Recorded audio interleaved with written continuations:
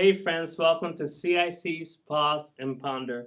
I am PX, the Youth and Young Adults Pastor. Today we're pausing to ponder on Exodus 33, verses 13 to 15. You see, Moses was dealing with the people of Israel after they made a calf idol to worship it and give glory to it as if it was their deliverer from the land of Egypt. God was angry with his people, but Moses interceded on their behalf in Exodus 32 verses 11 to 14. Read the story. What a privilege we have when it comes to the power of intercession. God's anger is turned away and God will fulfill his promise to his people. But Moses desires more. He desired closeness to God.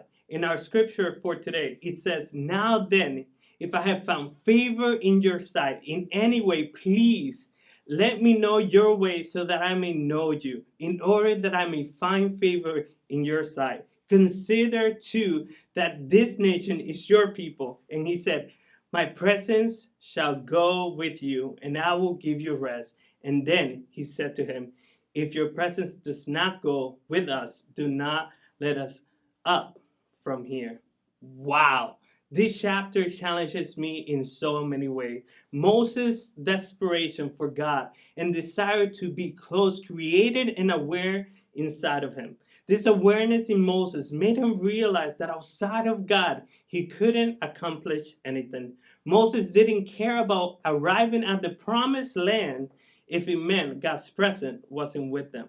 You see, it was a bold to draw near to God. But this boldness wasn't based on pride, but on the grace that God had already shown Moses. Moses prayed that God would show him the way, that God's grace would be upon him, and for God to be the one to lead his own people.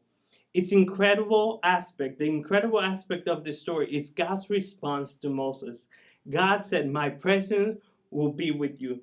That meant that the immediate presence of God, his actual presence, will be there. There is nothing like the presence of God. God also said that he will be the one to give Moses rest. Moses had a big task ahead of him, but God promised his presence and rest in this journey. Moses continuing in his boldness in verse 15, "If your presence does not go with us, do not lead us up from here." Moses wanted to make sure it was God himself who would be leading the people and guiding him. You can see how Moses' boldness led him to pray for God to show him his glory. Friends, you and I need this humble, grace-filled, desperate boldness to pursue after God with all we have, to make sure that it is God's presence upon our lives that is guiding us and directing us. This is the closeness God desires and delights from us. The wonderful news is that Jesus paid the price so we can have access to the Father. Now it's up to you and me to run after God with such a holy desperation until Christ's return. Please let us know that, please, what challenges about this story, about this daily reading.